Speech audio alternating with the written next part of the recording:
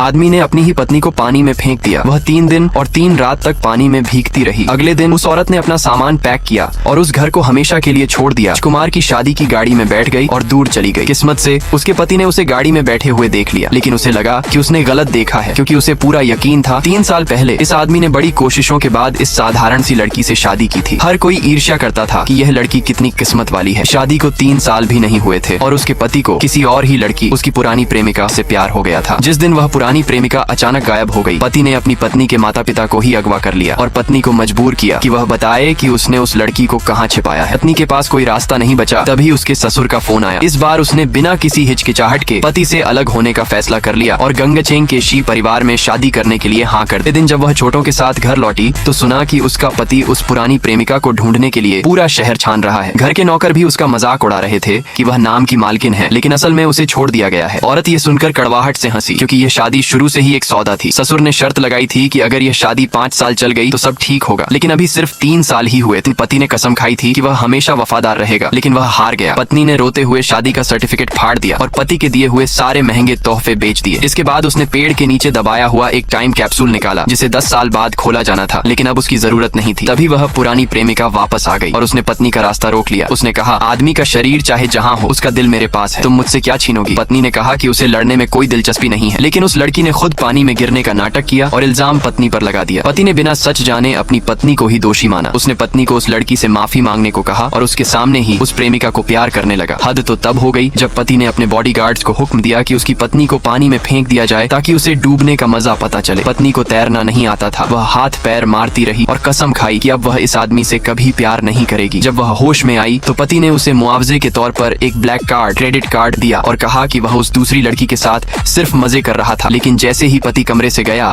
पत्नी ने उस कार्ड के टुकड़े टुकड़े कर दिए और अपना सामान लेकर निकल गई। जब पति बाहर निकला तो उसने देखा कि लग्जरी गाड़ियों का एक बड़ा काफिला आ रहा है। वह हैरान था कि यह किसकी शादी की गाड़ियां हैं जो उसके विला की तरफ आ रही हैं। उसे बिल्कुल अंदाजा नहीं था कि यह गाड़ियां उसकी पत्नी को लेने आई हैं। रास्ते में पति ने देखा कि उसकी प्रेमिका को दुल्हन के हाथ वाला फूलों का गुलदस्ता चाहिए। उसने अपनी गाड़ी रोकी और सामने से आ रही दुल्हन की गाड़ी, जिसमें उसकी पत्नी थी, का दरवाजा खटखटाया ताकि वह गुलदस्ता मांग सके। अंदर बैठी पत्नी ने उसे देख लिया। वह घबरा गई कि कहीं वह उसे पहचान न ले। उसने शीशा थोड़ा सा नीचे किया और पूछा, क्या बात है? पति को वह आवाज जानी पहचानी लगी और वह सोचने लगा